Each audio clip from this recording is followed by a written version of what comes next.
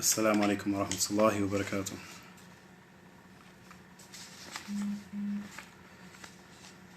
Can you guys hear me well?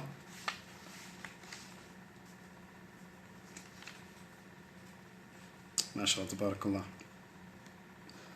You guys can hear me well? Let me get a show of hands if you can hear me well.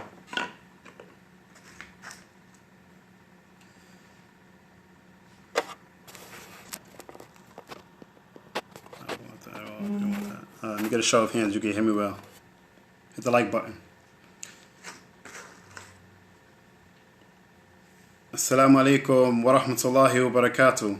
هل تسمعوني جيدا? Can you guys hear me?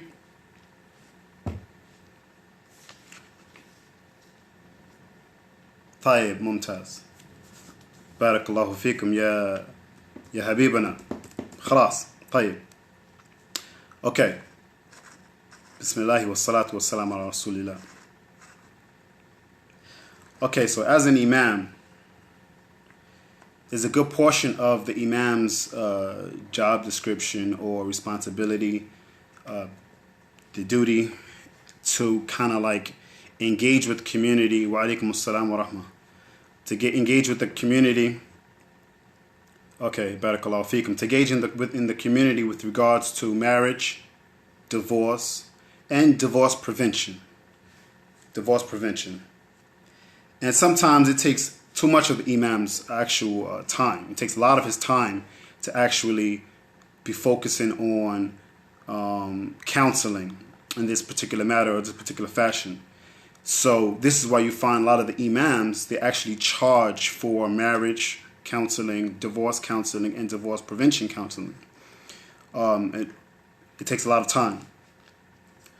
Today, inshallah ta'ala, we're going to focus on, bi'idhnillahi ta'ala, how not to ignore red flags. How not to ignore red flags. And I personally believe, as an imam, and as a person who's married, and was married previously, and, went through divorces and things like this, is that you find all of the red flags there prior to marriage engagement, and you still go forward. You still go forward. No matter what the situation is. Maybe the brother is financially stable. Maybe the sister is beautiful. Maybe the brother has a home. The sister has a home. Whatever the situation may be. Maybe the family is putting pressure on the two spouses. And they pursue and they move forward with the marriage. And they have hell. Just torturous to be in that type of situation. طيب. Okay, so what we're going to focus on today, like I mentioned, is the red flags. All the red flags. The red flags are warning signs.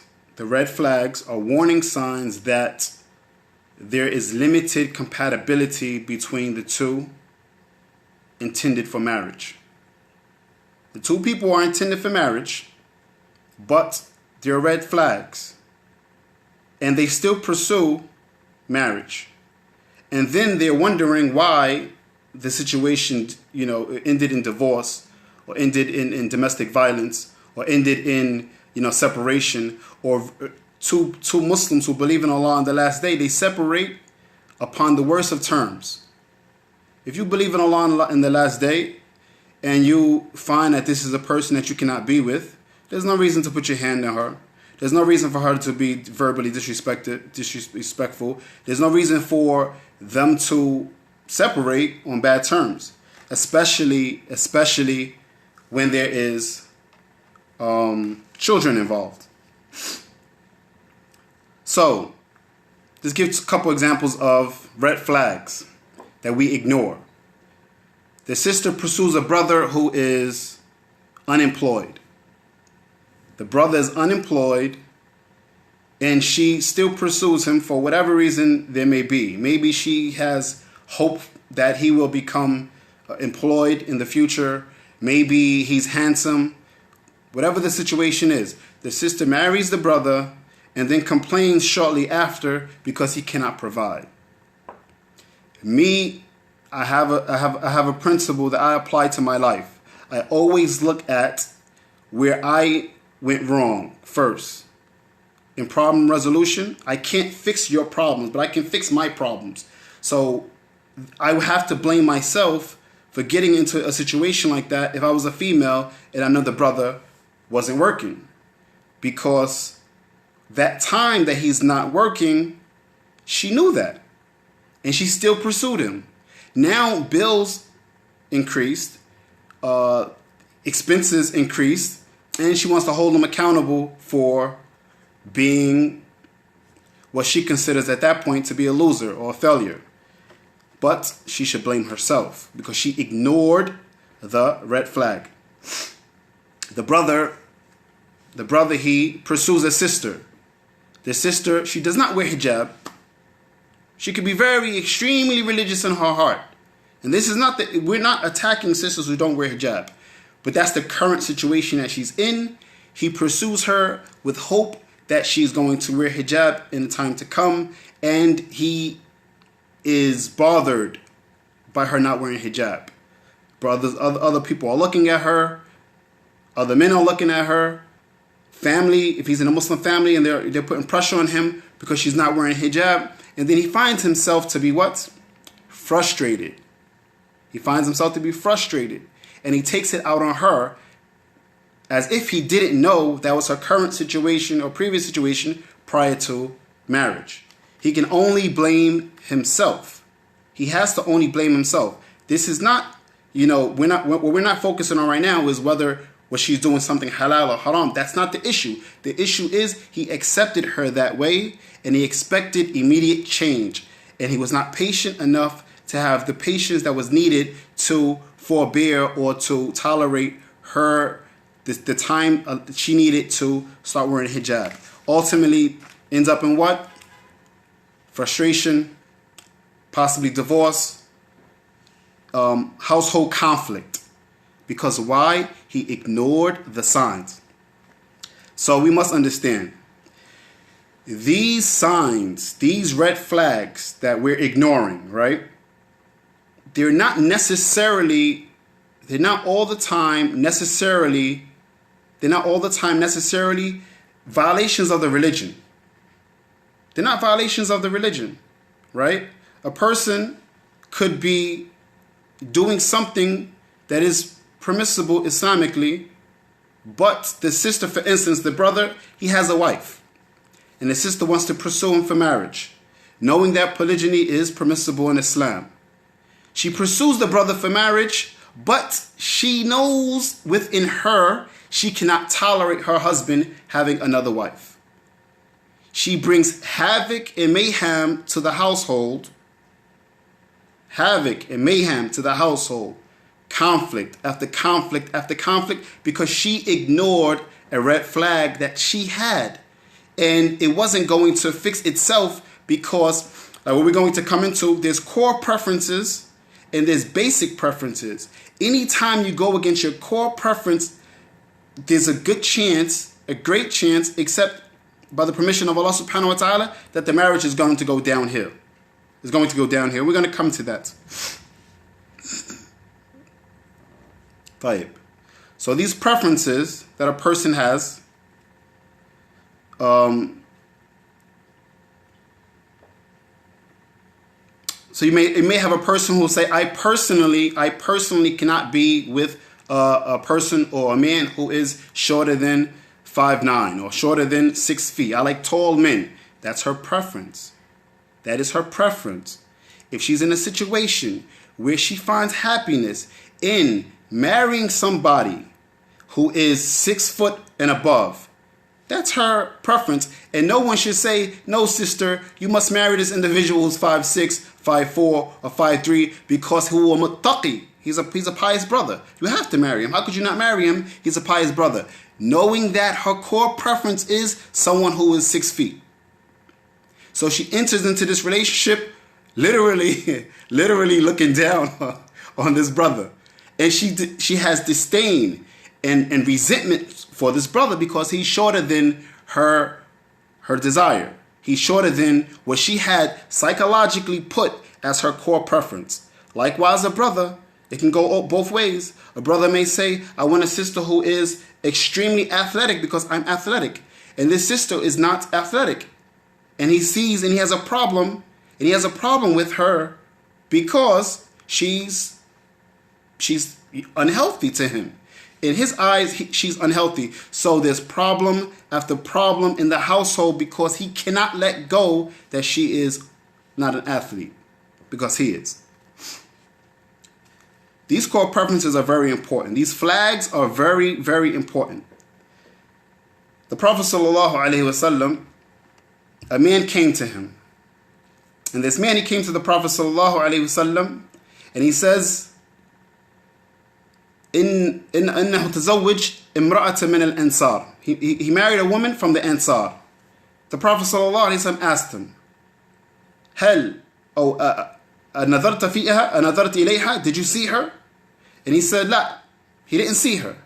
The Prophet ﷺ told him, he said, اذهب فانظر إليها فإن في أعين الأنصار شيء. He says, go back and look at her. Because verily, in the eyes of the Ansari woman, there's something. There's something in the eyes. And some of the scholars, they say it's a beauty, it's a part of beauty that's in their eyes, and it causes the man to love them more. Or some of them say that it's a particular type of aib or some kind of defect in the eyes. So look at it and basically what? Investigate for your red flags. Investigate for your red flags. When you do not investigate for those red flags and you just merely marry somebody because they're a Muslim, or you merely marry somebody because their beard is down to their belly button, or you merely marry somebody because of a particular color or for a particular height, and then you find yourself in conflict by ignoring the red flags. The Prophet ﷺ said in another hadith, as reported in Nisa'i, he said, تزوجوا الودود الولود. He said, marry the fertile woman. Marry the fertile woman. And I remember while in the university, some of the students, we was going over this hadith, and the students, they asked the professor, they said, how will we know if she's fertile? How is it possible for me to know if she's fertile? And in Islam, you don't have premarital relations. How is it possible that I will know that she's fertile? And the professor, he says, investigate the family. Investigate the family. Look at her siblings. How many siblings does she have? How many children does her siblings have? This courtship process that we have prior to marriage is very extremely important. And when we another shari'iyya. So this is for the permissible look in Islam prior to marriage. Like a person says, well, how do you marry a Muslim woman when she's always covering her face and she's wearing this, she's wearing that? No, in Islam, we're allowed to look at each other prior to marriage. Prior to marriage, we're allowed to look at each other prior to marriage. And be very careful, because the sister will put a thousand layers of foundation on, and then the person you marry is not the person you get, not the person you just saw prior to looking at the permissible look. Or the brother, he would make himself extremely beautiful for the day of another shari'iyya, and then you find that what he's totally different after the marriage. So like we said, what? Investigate her family. See how many siblings she has. See how many children her siblings have. Have an extensive courtship process. Don't marry this sister merely because you saw her one time and she's available, or the brother is available, and then after a week you're married. And I will tell you a joke that I remember a brother, one of the students, telling me when I was in the university. He said that one of the sisters, she married a brother who with the extremely cheap mahar. And what is the mahar? The mahar is the bridal gift. It's the dowry that you give a sister for marriage. So the brother, he married her, and she said she didn't want anything except a can of Pepsi. He didn't want anything except the can of Pepsi. Not Coca-Cola, not Evian water, not 4 ibayat, not 10 ibayat, a can of Pepsi. And unfortunately, every time he got upset with her, he would say, Ta'ali ya Pepsi. He would say, come here, Pepsi. He said, come here, Pepsi. He nicknamed her Pepsi because she came so cheap. She came so cheap. So she was what? She gave herself away cheap, and he treated her as something cheap. So I'm not saying that your dowry should be $10 million or 100,000 reals and $50,000 or $10,000, but it should be something that defines your worth in the culture. Something that defines your worth in the culture. So what do we see? We also see that by paying attention to her family, we learn the biological structure of the household. The biological structure of the household. It doesn't seem like out of 5 sisters, all of them have children, and the mother had 5 daughters. It doesn't seem like difficulty in pregnancy is part of this family's problem. And psychologically, it would be more feasible or more easier to understand that this particular sister loves children. على الأقل تحب الأولاد. At the least, she loves children. So we find that she has, by investigating her in the family, she has raised herself a status that is more loved by knowing something about her. Okay. When it comes to premarital preferences, you have, like we mentioned shortly, you have the core preferences, or I like to call the core preferences, and the basic preferences. Your core preferences, brothers and sisters, this is for the brothers and the sisters. This is to help the Imams not be flooded with 1,001 questions about how to fix problems in relationships because we ignore the red flags. You have your core preferences. The core preferences are preferences you cannot budge on. You cannot budge on, period. It doesn't matter if the religion allows that particular thing. You, as an individual, you know you cannot budge on that. And like the example that we gave, if you are a person that only loves or you are attracted to only people who are 6 feet and above, that is your thing. Marrying someone else who is shorter than that will be a problem for you. Don't budge. Take your time, be patient, get what you desire. Get what you desire. And the general preferences are preferences you can budge on. Same example. You're an individual, you're a sister or a brother who prefers to have someone who's 6 feet and above. But if you don't get that, then 5'8" or 5'6" is okay because you can tolerate that. You can tolerate that. But when it becomes something that is a core preference that you cannot budge, you cannot go against, it psychologically brings a problem for you. Like we see the story of the Premarital bin Qais, that the woman of Qais, the wife of Qais, she told the Prophet ﷺ she sought the khul'ah, she sought out of the relationship because, and there's 2 explanations. Some say he used to beat on her. Some say he was not attractive. So because he wasn't attractive, she said that she feared being able to give him his rights. She feared being able to give him his rights. It shows that this is a real thing. It's a real thing. That you're marrying somebody who, if you are a person who's superficial and you must have someone who's 8 and above, from the scale to 1 to 10, and you see this individual, someone else may see the person to be a 10, but you see the person to be a 5 or 4, then don't take one for the team. Because you, at the end of the day, have to live with that person. You have to live with that person. And if you, as they say, take one for the team, then what you're going to find is problems, and conflict in the household.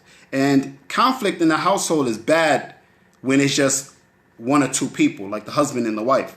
But then when you have children, and you have neighbors, and you have family, and if it's your cousin or first cousin or second cousin, like in some other cultures they marry, now you have family strife because what? You knew that this person wasn't the person for you. You knew that person wasn't the person for you. The Prophet ﷺ, he said, a woman is married for 4 reasons. A woman is married for 4 reasons. Now, unlike this, despite how people interpret the hadith, the Prophet ﷺ didn't say marry woman for 4 reasons. That's commonly how the hadith is interpreted. No, the hadith is women are married for 4 reasons. Women are married for 4 reasons. 1 is her wealth, لِمَالَهَا لِحَسَبِهَا, her lineage. She comes from a very, very noble tribe. You want to marry President Trump's daughter. To marry President Trump's daughter, right? She comes from a very noble tribe. So, or she's her beauty, her wealth, her lineage, her beauty, and or her religion. And the Prophet ﷺ said what? Marry her for her deen. لِدِينَهَا وَتَرْبَتِ يَدَا. He said, marry her for her religion, and may your hands be covered in dirt. May your hands be covered in dirt if you go other than that. So those core principles or those core preferences are not something that should be ignored. Because when they are ignored, you have severe effects on the relationship. And like we said, some of those severe effects, every time you marry somebody, this is that's why there are so many divorces. Yes, that is exactly why there's so many divorces. Because we ignore we ignore red flags. We ignore the red flags, and then we take on people who they're not compatible to us. They're not compatible for us. So ignoring the core preferences can have a severe effect on the relationship. You have people who are athletes and can never settle for anyone or anyone who is not in shape. Not in shape. And wallahi, sisters, brothers, this is a real thing. It's not something that we say, oh, it's superficial. No, it's a real thing. I know brothers who sought counsel and sisters who sought counsel because the person that they married was overweight. And, quote, I married her for her religion, but I cannot even be intimate with her. I cannot even look at her. Or vice versa. It's very important. Now you have this sister that you have taken as a responsibility. It's her right for you to be intimate with her. Whether it's verbally intimacy, physical intimacy, psychological intimacy, whatever it is, that emotions that's there it's for a reason. That's her right.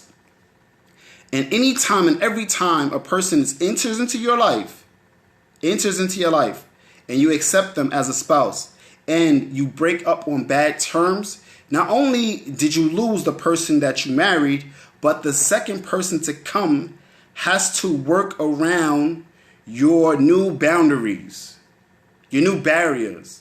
So he's trying to chip away at these barriers or this trauma that was caused in your last relationship, and he is at default. So he could be the perfect person, but because there's so much insecurities now, he is fighting an uphill battle, or she.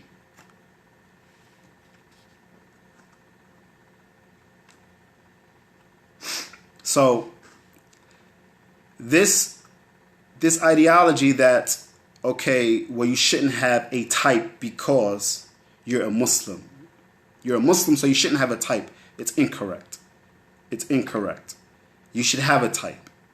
And I mentioned on one of the, there was a sister, I don't even want to mention her name. She was one of the sisters who is on Facebook. And every once in a while I check, people say I check Facebook and I look at some of the posts that's there. It gives me a good way to analyze and assess the audience. So I look at some of the posts, and one of the posts that she has, it was there such a thing of, is there such a thing of being out of someone's league or something like that? And I posted it and I mentioned it. Yes, there is. If you're a sister who's making $100,000 a year and a brother's making $50,000 a year, $40,000 a year, and he wants to marry you, of course, you can say yes. You can agree to that. But are you content with that? If you're not content with that, then what you're doing is you're marrying somebody that you're going to be holding up, or vice versa. You have brothers who are extremely intelligent and they're academics. So they are making $100,000 a year, $150,000 a year, $200,000 a year. And then there's a sister who comes and she's maybe uneducated, with all respect, or she is a sister who is working, but she's not making $100,000 or $200,000 a year. And he actually wants a sister who is working. We're not going to halal haram right now. We're basing it on preferences. His preference is that his wife works. Whether it is a halal or haram job, that's for that family to decide and to rectify and to make their express how they feel about that. So now he marries this sister that is making less than $50,000 a year, and he's making $150,000 a year. What happens now? A lot of men feel and a lot of women feel that he's carrying her. So he treats her as a responsibility, not as a spouse. He treats her as if she needs him and he doesn't need her. So this builds insecurities in the relationship. And then you find that this same sister who's doing everything possible to believe in Allah on the last day, give her husband all the rights, will never be what he never meet the perception that he has of an ideal wife. Means what? She wasn't for him. She wasn't for him, or he wasn't for her. And what we say is maybe it was better for her to marry somebody that was at her level. Marry somebody that was at her level. They give them both a chance to have success in the relationship. Okay, so there's 3 things that I want to point out before we end this brief advice. And the first thing is that we have to, can't stress it enough, utilize the courtship process. We have to utilize the courtship process. The process that allows the 2 people who are engaged, why the husband should provide. Yes, that's true. There's no contention in that. The husband is supposed to provide for the wife, but that's not the issue. The issue is no matter what he's supposed to do, his mind state is what? That he wants a wife who's bringing in equal amounts of money as him. It doesn't matter if it's right or wrong. That's their situation. That's their situation. So I was just throwing out scenarios. Not saying it's right or wrong. That's for a different discussion. Right. So we utilize the courtship process, and we try to lengthen the courtship process so that a person can reveal who they truly are. It's impossible for a person to lie and have the same lie for 6 months.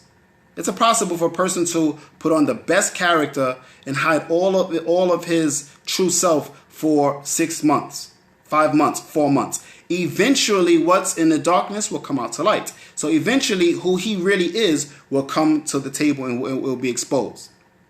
Type.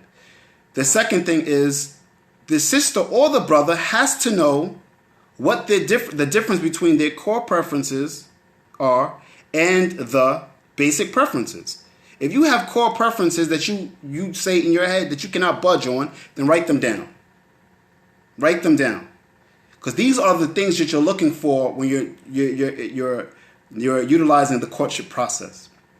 Your basic preferences as well, write them down, so you can see if this person is meeting any of these, what you can budge on or what you cannot budge on. The last thing is, there's 2 more. I said 3, but it's actually 4. The third one is get family and friends involved. Get family and friends involved. This person is not Isa alayhi salam. He's not going to fall out the sky. There's someone in the community that he's from or that you're from that knows him or knows her. Get them involved. What do you know about Khadija? What do you know about Muhammad? What do you know about Dawood? What do you know about Fatima? And then get them involved so that you can make a clear decision on the person you're marrying is the person for you. The person you're marrying is the person for you. And don't be afraid of all of the negative remarks or responses you get, because you need those to see if you can tolerate this individual. The sister, she backbites. She's always involved in fitna. The sister's a gold digger. All she's worried about is wealth. The brother, he marries and divorces. Every week a new wife. You need to understand that if you marry this brother who has a track record of marrying and divorcing, and then you married him, and then he divorces you, wallahi, asaf shadid. What is the Imam supposed to say to you when you come to the Imam's office and says, this brother divorced me? Yeah, sister, but he married 20 sisters before you. 30 sisters before you. A real track record. And you put yourself in that position because, whatever reason, you didn't exercise your ability to research him, investigate him, and you turned away from the red flags.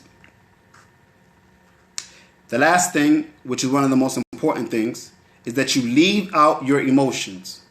You should never be emotionally connected to someone who is not yours. The person who you're seeking for marriage is not yours. Everything is going swell. Prior to the marriage, the day of the marriage, he totally pulls out. Now you're emotionally connected to someone who wasn't yours.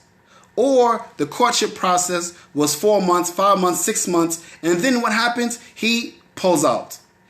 Now you are emotionally connected to an individual who was never yours, and it clouds your logic. So all of those red flags that you see, you ignore all of them because now you're emotionally connected. Now you see yourself as his wife. Now you see yourself as her husband, and you're emotionally connected. And when it goes sour, or when it goes downhill, or when the parties pull out, you're just as traumatized as a woman who had 4 kids, 3 kids, 2 kids, married to an individual and separated. How is that possible? So that's the last thing we're going to leave with. If there's any questions, I'll take them now before I sign out. فليتفضلوا.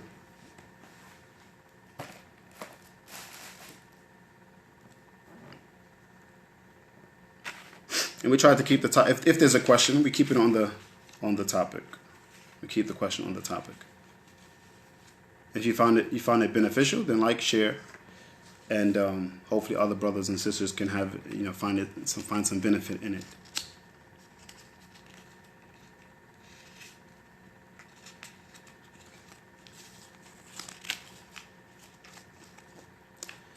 طيب.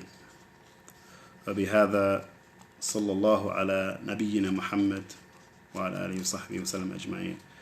السلام عليكم ورحمة الله وبركاته.